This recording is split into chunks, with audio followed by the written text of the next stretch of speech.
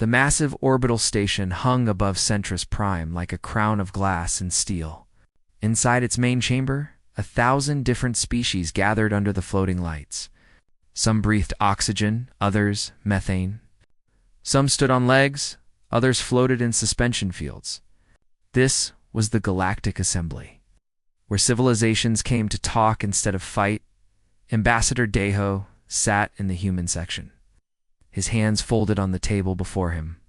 His hair had gone gray during his 10 years of service, and his face showed every frustration of those long years. Around him sat the other human representatives, all wearing the simple blue uniforms of Earth's diplomatic corps. They were quiet, listening to the voices that echoed through the chamber. The Valkorian Chancellor stood at the center platform, his body made of living crystal that caught the light and threw rainbows across the walls. His voice came through the translation devices that everyone wore, smooth and cold like water over stone. He was speaking about humanity's request, the one they had submitted 6 months ago and followed up on 12 times since. Myrae sat 2 seats away from Deho, her jaw tight. She wore the gray uniform of military liaison, though she had no military authority here. Her job was to provide information, to answer questions about human defense capabilities. Nobody ever asked her questions. Nobody cared about human defense capabilities. Her brother Junho had been on the colony ship Morning Star when it vanished near the outer reaches. That was 8 months ago. No wreckage found. No survivors. No investigation. The Chancellor's words rolled through the chamber like a slow wave. Humanity wanted permission to patrol the shipping lanes in the outer reaches. Human colony ships kept disappearing in that region. 5 ships in 2 years. 3,000 people. Gone. The humans had evidence of pirate activity.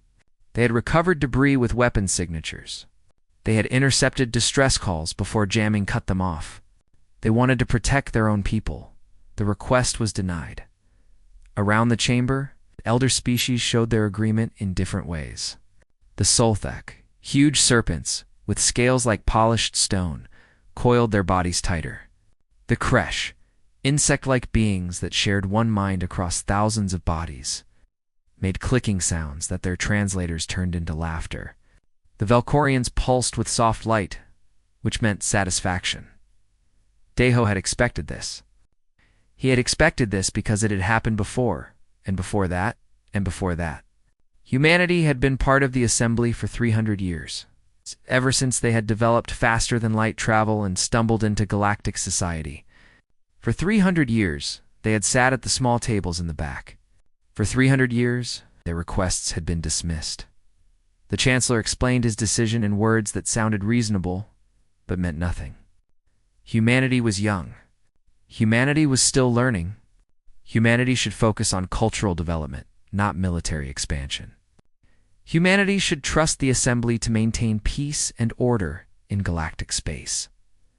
Deho raised his hand to speak. The Chancellor acknowledged him with a tilt of his crystalline head. Deho stood slowly, gathering his thoughts. He was a diplomat. He had been trained to stay calm, to find compromise, to build bridges between different minds. Chancellor Deho said, his voice carrying through the chamber, "We are not asking to expand our military. We are asking to protect our citizens in space that borders our own territory. The outer reaches are not claimed by any Assembly member. Our colonies there are legitimate under all Assembly laws." The Chancellor's light pulsed again. "Ambassador Deho, the Assembly appreciates your concern for your people. However, military patrols by junior species can create instability. It sends the wrong message to other developing civilizations." "What message does it send?" Myrae said, standing up before she could stop herself. "When our people die and nobody helps them?" The chamber went silent. Junior representatives did not speak without permission. Myrae realized her mistake but did not sit down. Deho glanced at her and she saw something in his eyes. Not anger. Something else. Something tired. The Chancellor turned his attention to Myrae.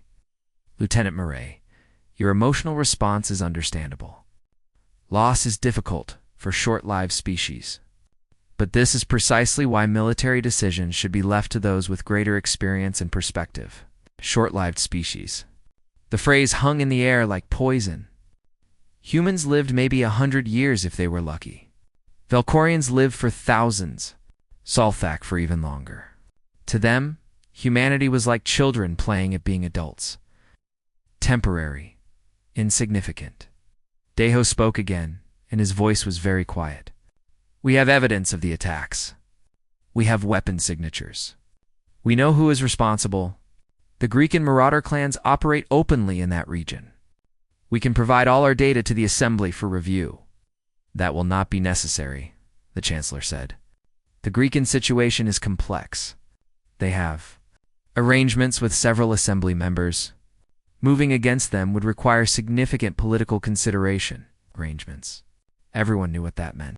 The Greekans paid tribute to elder species. They gave them a cut of whatever they stole. And in return, the elder species looked the other way. Deho felt something break inside him. It was not loud. It was not dramatic. It was just a small, quiet snap, like a thread pulled too tight for too long. I see, Deho said. Then perhaps humanity should also consider arrangements. The Chancellor brightened, misunderstanding. Now you are thinking wisely, Ambassador. The tribute system has maintained peace for millennia. Younger species contribute resources and receive protection in return. It is a fair exchange. Tribute. Protection money. Extortion dressed up in diplomatic language. Deho looked around the chamber at all the elder species. All the ancient civilizations that had built this system to benefit themselves. He looked at the other young species scattered through the room. All of them silent. All of them trapped in the same web. Deho closed his folder. He placed his documents carefully in his case. He stood up straight and adjusted his uniform. Thank you for your time, Chancellor, he said. Then he turned and walked toward the exit. For a moment, nobody moved. Then Murray stood up and followed him. One by one, every human in the chamber rose from their seats. 47 diplomats, aides, observers, and representatives. They gathered their belongings and walked toward the doors.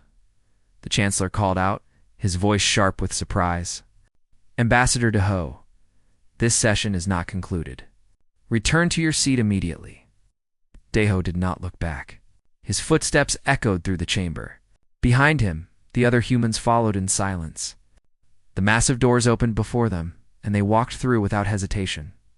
The galaxy watched. Some in confusion, some in anger, some in shock, none of them in fear. Not yet. 3 weeks passed, and humanity remained silent. The Valkorian Chancellor sent messages demanding an explanation. They went unanswered. The Assembly held emergency meetings to discuss what they called the human tantrum and talked about sanctions. But Earth's embassy on Centris Prime stayed dark and empty. Human trade ships still traveled their routes through galactic space, but their captains refused all communication beyond basic navigation signals. Human scientists working at shared research stations packed their equipment and left, abandoning projects that had taken years to develop. Human students at assembly universities returned home. Slowly, quietly, humanity was withdrawing from galactic society, deep beneath the city of Geneva on Earth. Supreme Commander Hyun Woo stood in a room filled with holographic displays. Each display showed a different human ship, station, or settlement scattered across 24 star systems. He was a tall man with sharp eyes and hands that never stopped moving, constantly adjusting displays and reading reports. Salmon entered the room carrying a data tablet. She was his chief intelligence officer, small and precise in her movements. She had spent the last 6 months compiling information that the Assembly thought humanity was too primitive to gather. The final analysis is complete, she said, projecting her data onto the main display. The colony ship disappearances follow a clear pattern. They're not random pirate attacks. The Greek and Marauder clans have been systematically targeting human vessels in the outer reaches for 2 years. Hyun-woo studied the data, ship positions, attack vectors, weapon signatures. The Greekans had been careful, but not careful enough. They left traces. They always left traces. And the Assembly knows, he asked. The Assembly has known from the beginning, Solomon replied. The Greekans operate openly. They have agreements with 3 elder species who receive a percentage of stolen goods in exchange for political protection. It's all documented in the trade records we pulled from open sources. Hyunwoo felt anger burn in his chest, but he kept his face calm. Anger was useless. Anger made people stupid. He had learned that during the resource wars of the 22nd century, when humanity had nearly destroyed itself fighting over Earth's dwindling resources. The lesson had been expensive. Humanity remembered it. What about our preparations? He asked. G1 appeared on one of the displays, transmitting from the construction yards near Mars. She was chief engineer of the defense fleet, and she looked tired but satisfied. Behind her, Hyunwoo could see the shapes of ships in various stages of completion. All carrier groups are ready for deployment, Giwon reported. We finished installing the new stealth coating on the last destroyer yesterday. The dark matter jump drives are tested and functional. We can move fleets without the energy signatures that conventional FTL creates. As far as assembly sensors are concerned, our ships can disappear, Hyunwoo nodded. While humanity had played the role of junior partners in galactic affairs, human engineers had not been idle. The technologies that elder species refused to share, humanity had developed on its own. Sometimes they developed better versions, railguns that could accelerate projectiles to 15% of light speed, fusion warheads that could crack a moon, stealth systems that bent sensor waves around ships like water around a stone, and the jump drives, the beautiful jump drives that use principles of dark matter physics that elder species hadn't even theorized yet. Begin moving carrier groups into position, Hyunwoo ordered. Keep them running dark. I want them gathered at the edge of the Sol system within 48 hours. Yes, sir, Guan said, and her image disappeared. Hyunwoo turned to Soman. What's the assembly saying about our silence? They think it's a negotiating tactic, Salman replied. They expect us to come back asking for better terms. Some of them are angry. Most of them are just confused. They don't understand why we walked out, Hyunwoo said quietly.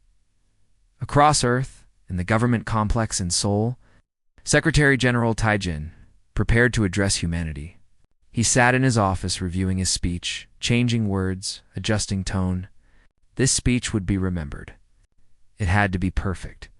Taijin was younger than most expected for his position, barely 50, but he had proven himself during the Mars independence crisis, when he had negotiated a peaceful solution that everyone said was impossible. He believed in diplomacy. He believed in finding common ground. But he also believed in dignity. The studio was ready. Cameras positioned. Lights adjusted. Taijin walked to the podium and waited for the signal. When the red light appeared, he began speaking. People of Earth, people of our colonies, people of humanity, he said, his voice steady and clear. 3 weeks ago, our representatives walked out of the Galactic Assembly. Many of you have asked why. Tonight, I will explain. He spoke for 20 minutes. He explained the colony ship disappearances. He explained the evidence humanity had gathered. He explained how the Assembly had refused to help, had refused to even investigate. He explained the tribute system, the way elder species had built a galaxy that served their interests and kept younger species dependent and weak. We asked for justice, Taijin said. We were denied. We asked for protection. We were told to pay for it. We asked for dignity. We were given condescension. He paused, letting his words sink in. Therefore, humanity is formally withdrawing from the Galactic Assembly. We will honor all trade agreements with individual species who wish to continue peaceful relations. But we will no longer participate in a system that treats us as children to be managed rather than equals to be respected. Another pause. Longer this time, effective immediately. All space within 10 light-years of any human world or station is declared human sovereign territory. Any vessel entering this space without authorization will be treated as hostile. We do not seek war. We seek only what every sentient species deserves, the right to exist with dignity and the right to protect our own people. The speech ended. Across Earth and all human colonies, people watched in silence. Some were afraid. Some were excited. All of them understood that something fundamental had changed. In the assembly chamber on Centris Prime, representatives from 1,000 species gathered to watch a recording of Tygen's speech. The Velkorian Chancellor pulsed with angry red light. "This is unacceptable," he declared. "Humanity cannot simply leave the assembly. They cannot declare sovereign territory in unclaimed space. They cannot threaten other species with military action." But even as he spoke, some of the other species were quiet. The younger ones, the ones who also sat at small tables, who also had their requests denied, they looked at each other and wondered if humanity was brave or stupid. They would find out soon enough. Above Earth, in the darkness beyond Mars, 3 carrier groups came together like a constellation being born. 40 destroyers, 120 frigates, support craft loaded with weapons that the galaxy had never seen. They hung in the black silence of space, running dark, invisible to conventional sensors. On the bridge of the carrier Indomitable, Myray stood, looking at tactical displays. She had argued for this mission. She had demanded the right to lead it. Hyunwoo had made her prove she could command a fleet before he agreed. She had proven it now. She waited for the final order. Her crew was ready. Her ships were ready. Her brother Junho was still dead, and the people who killed him still operated freely, protected by elder species who thought humanity was too weak to matter. The communication came through from Earth. Hyenwa's face appeared on her screen. "You are authorized to proceed," he said. "Make it count." "Yes, sir," Myray replied. She turned to her crew. "Begin jump calculations. Target, the Razor. We're going hunting." The Razor was a fortress built inside a hollowed asteroid the size of a small moon. It floated in unclaimed space, just beyond the outer reaches, surrounded by defense platforms and shield generators.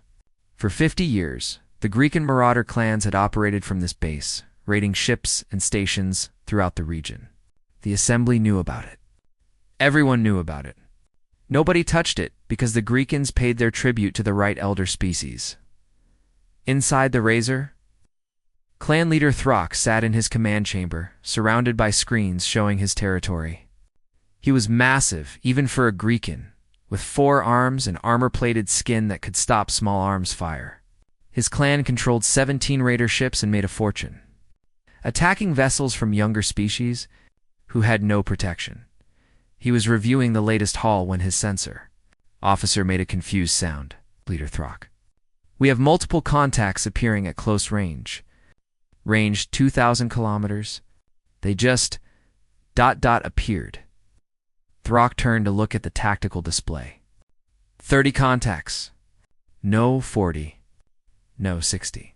Ships materializing out of nothing like ghosts becoming solid. His sensors screamed warnings. Unknown configurations. Unknown power signatures. But the transponder codes were clear. Human THROK laughed, a deep rumbling sound. "Humans? The little soft ones sent their toys to threaten us? Charge weapons. Prepare to teach them why they should stay home." He never got the chance. On the bridge of the Indomitable, Myray watched the targeting solutions update in real time. Her tactical officer Junhee worked with cold precision, marking targets and coordinating firing solutions across the entire strike force. "All ships report ready," Junhee said. "Weapons hot. Targeting solutions locked." Myray felt something cold and hard settle in her chest. She thought of Gunho. She thought of 3,000 dead colonists. She thought of the Assembly's refusal to help.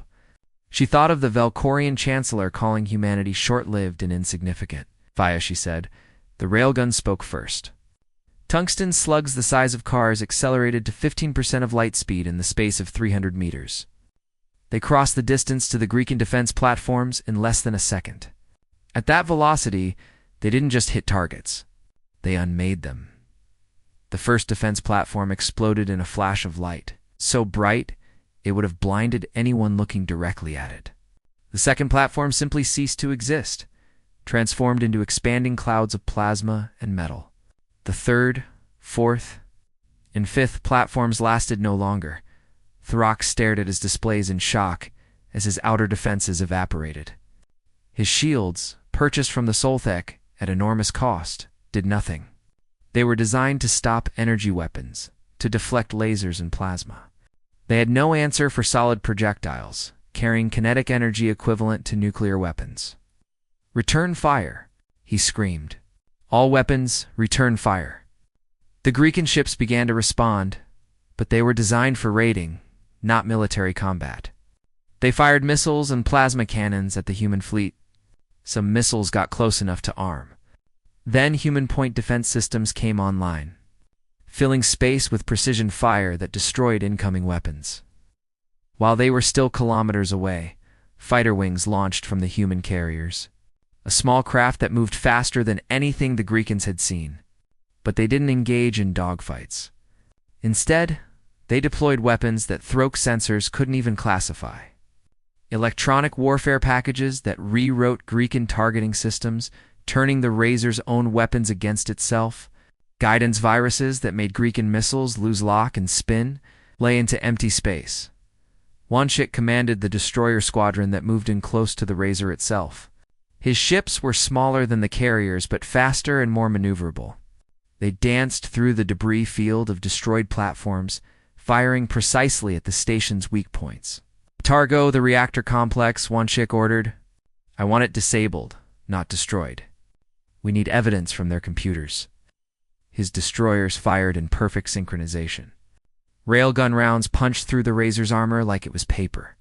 The station's main reactor went critical, but safety systems kicked in and shut it down before it could explode. Emergency power kept life support running.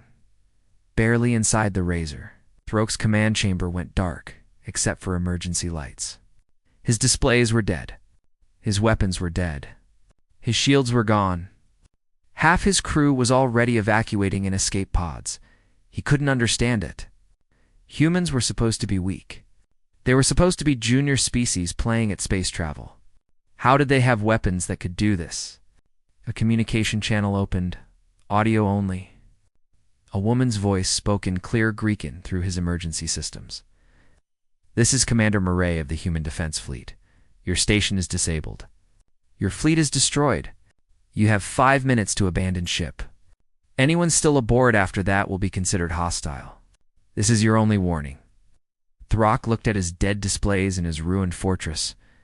He had a choice: die with honor or live with shame. He chose life. Most of his kind would have chosen the same. The evacuation took 4 minutes. Escape pods scattered from the Razor like seeds from a dying flower. Human ships tracked them all, but did not fire. When the last pod cleared minimum safe distance, Murray gave the order. Final strike. Destroy the station. Fusion warheads, each one wrapped in quantum-stabilized containment fields, impacted the Razor at precise points calculated to cause total structural failure. The asteroid fortress broke apart in silence, torn into pieces by forces that human engineers had spent 50 years perfecting. The battle had lasted 40 minutes from first shot to final explosion. Human casualties, 0. Greekan casualties, 17 ships destroyed, 1 fortress obliterated. 342 crew dead who had refused to evacuate. 1,500 survivors in escape pods, now prisoners of war. But Murray wasn't done. Human Marines in powered armor boarded the largest intact sections of the Razor before they drifted too far apart. They moved through the wreckage, recovering data cores and computer systems. Everything the Greekans had stored, everything they had recorded, what they found was evidence of hundreds of attacks spanning decades. Not just on human ships. On vessels from 30 different species, all of them younger races without powerful patrons. The data cores contained detailed records, attack dates, stolen cargo manifests, casualty counts, profit distributions, everything. Most damning of all were the financial records, showing exactly which elder species received tribute payments and how much they got for looking the other way. The Velkorians, the Solthek, 3 others, all documented in the Greekans' own files. Murray compiled everything into a single data package, battle footage from multiple angles, recovered evidence from the Razor, audio recordings of Greekan communications. During the attack, everything. Then she transmitted it to every major world in the galaxy simultaneously. Not just to governments, but to public networks. She made sure every species with communications technology could access it. Along with the data, she sent a simple text message. Humanity protects its own. We asked for justice. We were denied. We will not ask again. The message spread through galactic networks faster than any ship could travel. Within hours, every civilization knew what had happened. They saw the footage of human weapons destroying Greekan defenses. They saw the evidence of elder species corruption. They saw that humanity, dismissed as weak and insignificant, had just erased one of the most feared pirate operations in the galaxy in less than an hour. On Centris Prime, the Valkorian Chancellor watched the footage in his private chambers. His crystalline body pulsed with colors that had no translation, but anyone watching would have recognized rage. Call an emergency assembly session, he ordered. Humanity must be punished for this act of war. But across the galaxy, in the homes and meeting halls of younger species, different conversations were happening. Species who had lost ships to pirates, species who had paid tribute for protection that never came, species who had sat at small tables and been ignored. They watched the footage of human ships destroying the Razor. They read the evidence of elder species corruption. And they wondered if maybe, just maybe, the old order could be challenged after all, in the Sol system. Hyunwoo received Murray's report and allowed himself a small smile. The first step was complete. The galaxy now knew that humanity could bite. But he knew what would come next. The elder species would not accept this humiliation. They would respond with force. He was counting on it. Begin Phase 2, he ordered. Move the carrier groups to their assigned positions. And someone get me Secretary General Taijin? It's time for the next announcement, the darkness between stars. 17 more human carrier groups completed their final preparations and waited for orders. The galaxy had watched humanity strike. Soon, they would watch humanity defend. And after that, the galaxy would learn to watch in terror. The emergency assembly session began in chaos. Representatives shouted at each other across the chamber. Some demanded immediate military action against humanity. Others counseled caution. The younger species, emboldened by what they had seen, demanded answers about the tribute system and the evidence humanity had released. Chancellor Velcros of the Valkorians tried to restore order, but his authority was cracking. He had ruled the assembly for 200 years with a combination of political skill and the implicit threat of Valkorian military power. Now, for the first time, someone had challenged that power and won. This attack on the Greekan clans was an act of war, Velcros declared, his crystalline body pulsing with angry red light. Humanity has violated all protocols of civilized conduct. They must be held accountable. A Solthak representative uncoiled from its seat, its massive serpentine body filling half the chamber. The humans revealed classified financial arrangements. This is espionage. They must return the stolen data immediately. Stolen? A voice called out from the section where younger species sat. It was Ambassador Kashan of the Talvari, a species that had joined the assembly only 100 years ago. They recovered that data from pirate computers. Are you saying the pirates' records are classified assembly information? The chamber went quiet. Kashan had just said what everyone was thinking. If the financial records were classified, that meant the assembly officially knew about the tribute payments to elder species. If they weren't classified, then elder species had no grounds to demand their return. Velcros tried to redirect. Regardless of the data source, humanity has demonstrated dangerous military capabilities. They have shown themselves to be aggressive and unstable. The assembly must respond decisively. A holographic image appeared at the center of the chamber. Dason, a human representative, transmitted from Earth. He looked tired but calm. Chancellor Velcros, Dason said, humanity asks for no permission and offers no apologies. We defended our people against pirates who had killed 3,000 of our citizens. Pirates who operated openly under the protection of elder species. If that makes us aggressive, then we accept that judgment. You cannot simply attack whoever you wish, Velcros said. There are procedures. Protocols. You violated every rule of civilized space. We followed your rules for 300 years, Dason replied. We asked for help. We provided evidence. We requested protection. You denied everything. You told us to pay tribute, so we wrote our own rules. He paused, then continued. Humanity is forming the Free Coalition, an alliance of species committed to mutual defense and genuine equality. No tribute. No small tables. No elder species and junior species. Just equals. Membership is open to any civilization willing to commit to these principles. The chamber erupted again. Half the representatives were shouting, but in the sections where younger species sat, there was a different energy, excitement, hope, possibility within the next day. 12 species applied to join the Free Coalition. Within a week, 31. These were nations that had been ignored and dismissed, that had paid tribute for protection they never received, that had watched their own people suffer while elder species grew fat on their resources. On Earth, Nari worked 8-hour days as the new Minister of Coalition Affairs. Her office was buried under applications, treaty proposals, and diplomatic requests. She coordinated with representatives from dozens of worlds, building the framework for something the galaxy had never seen. The Hutan sent a diplomat who could barely speak. Through her tears, her species had lost 2 colony ships to pirates last year. The Assembly had done nothing. The Rivali sent their entire diplomatic corps, eager to escape an arrangement that had bled their economy dry for generations. The Pesh, the Kovan, the Moor. Species after species that had been waiting for someone to challenge the old order. Nari met with each of them. Negotiated treaties, established protocols. She ensured that every species, no matter how small or new to space travel, had the same voice and vote. It was exhausting. It was necessary. Meanwhile, the Valkorians were not idle. Chancellor Velcros assembled a punitive fleet. 300 warships carrying the banner of Assembly peacekeeping. Their mission, demonstrate overwhelming force and bring humanity back into compliance with Assembly authority. The target was New Busan, a human colony in the Epsilon Eridani system.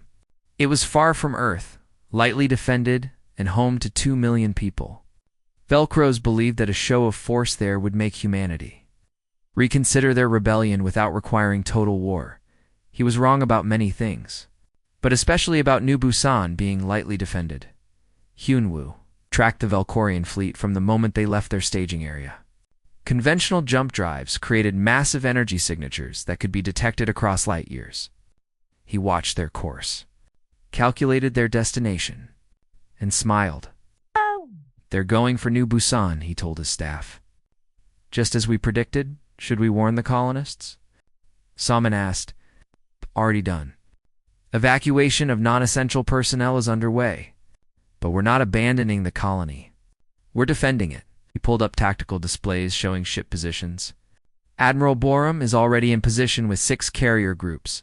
They've been waiting in stealth positions around Epsilon Eridani for 5 days. The Valkyrians have no idea they're there. Salman looked at the numbers. 6 carrier groups against 300 Valkorian warships. Sir, even with our advantages, those are not good odds. They would be, Hyunwoo replied, if this was a fair fight. It won't be. When the Valkorian fleet arrived at Epsilon Eridani, they found the colony apparently undefended.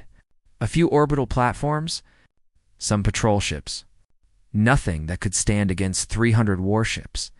Admiral Borum commanded the defense from the carrier Defiance. Hidden in stealth position behind Epsilon Eridani's largest moon, she watched the Valkorian fleet arrange itself in standard battle formation. They were confident, arrogant. They thought they were here to punish children. Open a channel, Borum ordered. Her face appeared on the Valkorian flagship's communications screen. The Valkorian admiral, a crystalline being named Turvok, pulsed with surprise. This is Admiral Borum of the Human Defense Fleet. You have entered human sovereign space without authorization. You are ordered to withdraw immediately, or you will be fired upon. Admiral Turvok's light pulsed with what his translator rendered as laughter. You are outnumbered 10-1, human. Surrender your colony for assembly inspection, or we will take it by force. Last chance, Borum said. Withdraw now. We decline, Tuvok replied. He gave the order to his fleet. All ships, advance. Disable the orbital platforms. Prepare for planetary bombardment. The Valkorian fleet moved forward. Borum counted to 3. Light them up, she ordered. 60 human warships dropped their stealth fields simultaneously, appearing in positions that surrounded the Valkorian fleet. They had been there the whole time, invisible to Valkorian sensors. Waiting in perfect ambush positions, the Valkorians suddenly found themselves in a kill box. Admiral Tuvok realized his mistake in the half-second before human weapons opened fire. 300 ships sounded like overwhelming force until you realized they were all clustered together in a formation designed for intimidation, not combat. And they were all using jump drives that left them blind to stealth. Technology they didn't know existed. The human fleet had studied Valkorian tactics for weeks. They knew every doctrine, every standard formation, every predictable response. They knew where Valkorian shields were strongest and where they were weakest. They knew the optimal range for Valkorian weapons and stayed outside it. They knew everything. The Valkorians knew nothing. Railgun fire tore through the Valkorian formation. Ships exploded or went dead in space, their systems overloaded by kinetic impacts. Human fighters deployed electronic warfare packages that turned Valkorian sensors into useless noise. Human destroyers fired precision strikes at Valkorian command ships, cutting off coordination and communication. Admiral Tuvok tried to rally his fleet, but human jamming prevented him from reaching most of his ships. Individual Valkorian captains found themselves fighting blind, unable to coordinate, unable to even identify which targets were human ships and which were sensor ghosts created by human ECM. The battle lasted an hour. 70 Valkorian ships were destroyed. Another 140 were disabled, their reactors shut down, their weapons offline. The survivors scattered in all directions, some jumping blindly to random coordinates just to escape. Admiral Tuvok's flagship, surrounded by 5 human destroyers with all weapons locked on, transmitted an unconditional surrender. Borum accepted the surrender and ordered the Valkorian survivors escorted to the edge of the system. She did not take prisoners. She did not occupy their ships. She just sent them home with a message. Hyunwoo delivered that message personally via galactic broadcast. His face transmitted to every world with communications equipment. We did not seek this war, he said. We asked for peace and were denied. We asked for justice and were mocked.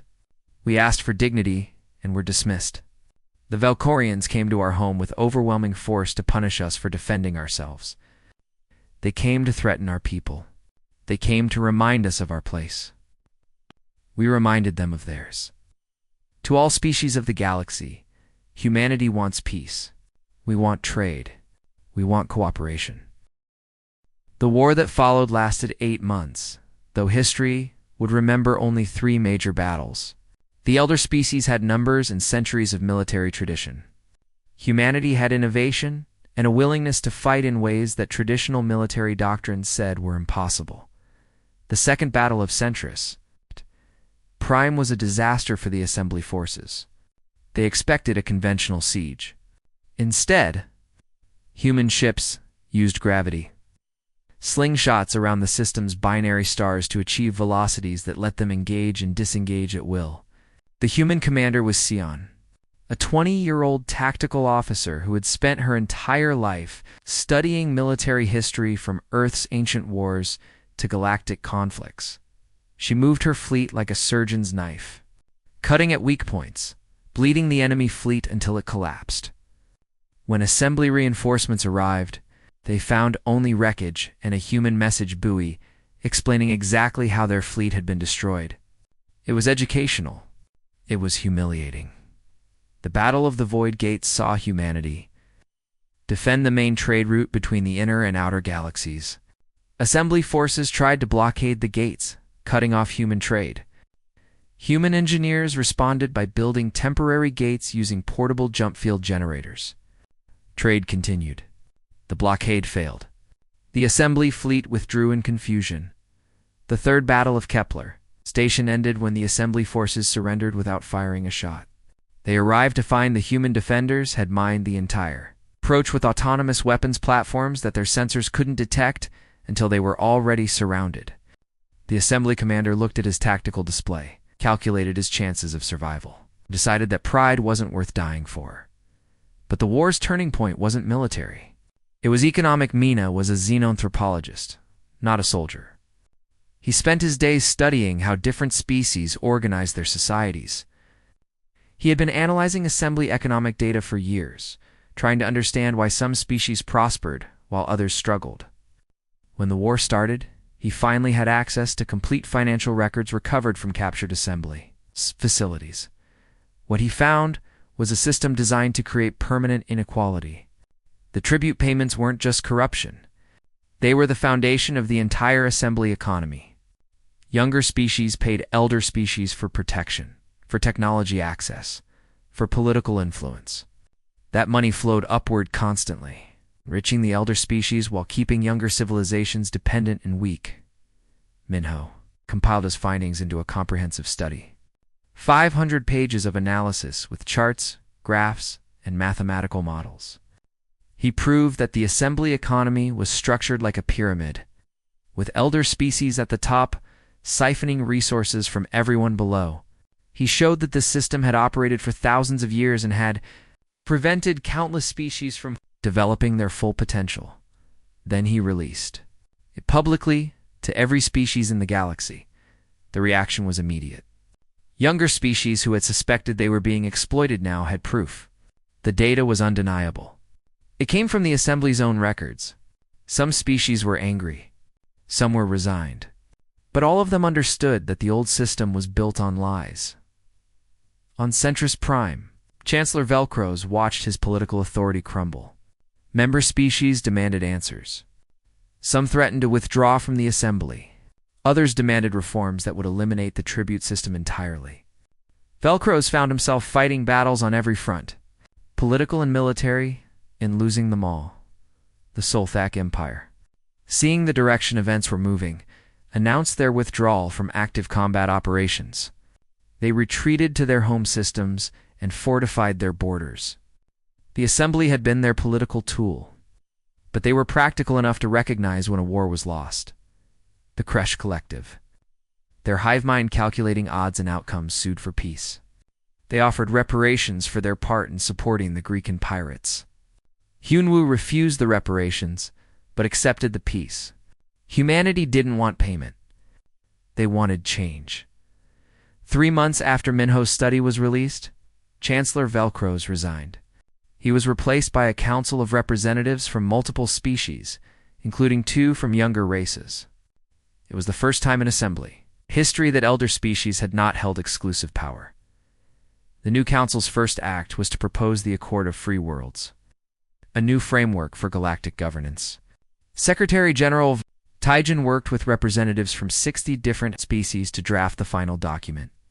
The Accord established principles that seemed revolutionary to elder species, but obvious to younger ones. Sovereign equality for all species regardless of age or power. Mutual defense through voluntary cooperation. Free trade without tribute or extortion. Democratic governance where each species had 1 vote. 63 species signed the accord in the first year. The Free Coalition became the Federation of Free Worlds. More species joined every month. The assembly didn't dissolve, but it transformed. Some elder species refused to join and maintained their own separate organization. That was their right. But they no longer controlled galactic politics. Humanity, the species that had been mocked as juvenile and insignificant, found itself in a position it had never wanted. They were the leaders of the new federation. Not because they sought power, but because they had proven they couldn't be ignored. Other species looked to them for guidance, for protection. For examples of how to build something better, Deho, the ambassador who had walked out of the assembly 9 months earlier, stood at the dedication ceremony for the new federation, headquarters on Luna. He watched representatives from across the galaxy gathering for their first official session. Species who had never been equals before, working together to write new laws and establish new institutions. A journalist from the Talvari Broadcasting Network approached him for an interview. She asked if he was proud of what humanity had accomplished. Deho considered the question carefully. Around him, the new headquarters buzzed with activity. Human engineers worked alongside Talvari technicians. Hyotan diplomats shared lunch with Rivali trade representatives. Former enemies were becoming partners. Former victims were finding their voices. "I'm relieved," he finally answered. "We didn't want to be warriors. We wanted to be partners. We wanted to contribute to a galaxy where every species could thrive. The old assembly wouldn't let us do that. They forced us to prove we couldn't be ignored." He looked up at the ceiling where the Federation seal was displayed. A circle of stars, each one representing a member species, all of them equal in size and brightness. "Now maybe we can finally build something worth protecting together," Deho said. "A galaxy where species cooperate because they choose to, not because they're forced to. Where young civilizations aren't exploited. Where strength is measured by what you build, not what you take. That's what we fought for." "Peace is work," Deho replied. "It requires constant effort and good faith from everyone. But yes, I think it will last. Because this time we built it on honesty instead of fear. On equality instead of hierarchy. On dignity instead of submission." Above Luna, the Federation fleet assembled in orbital formation. Human ships flew alongside vessels from dozens of species. The ships were different sizes, different designs, built using different technologies. But they all flew under the same flag now. Not as masters and servants, not as protectors and protected. As equals, on Earth, my race stood at her brother's memorial and placed fresh flowers. Junho's name was carved alongside 3,000 others who had died on the Lost Colony ships. She touched the stone gently. "We did it," she said quietly. "We made them listen. We made them change. You didn't die for nothing." She stood there for a long time, remembering her brother's laugh, his dreams of seeing new worlds. He never got to fulfill those dreams. But because of what happened to him, millions of others would get to fulfill theirs. In a galaxy that was finally, slowly, learning to be better, in the old assembly building on Centris Prime, the remaining elder species held their own council. Some were bitter about losing their privileged position. Others were adapting to the new reality. A few even acknowledged, privately, the old system had been unjust. They watched broadcasts from the Federation headquarters. They saw a younger species working together with enthusiasm and hope. They saw the economic models showing that the new system would actually benefit everyone in the long term. They saw humanity, the species they had dismissed, leading the construction of something that might actually work. And they wondered if maybe, just maybe, they had been wrong about everything across the galaxy. Ships traveled between stars, carrying trade goods and passengers. Some were human ships. Some were from elder species. Most were from the dozens of civilizations that were finally free to develop without exploitation. They met at space stations where different species mixed freely. They competed in markets where the playing field was finally level. They built research stations where the best ideas won, regardless of who proposed them. It wasn't perfect. Problems remained. Conflicts still arose. But they were handled through institutions that every species had helped create. According to laws that every species had agreed to follow, the galaxy had watched in confusion. When humans marched out of the assembly, they had watched in shock when humans destroyed the Razor. They had watched in terror when humans defeated the Valkorian fleet.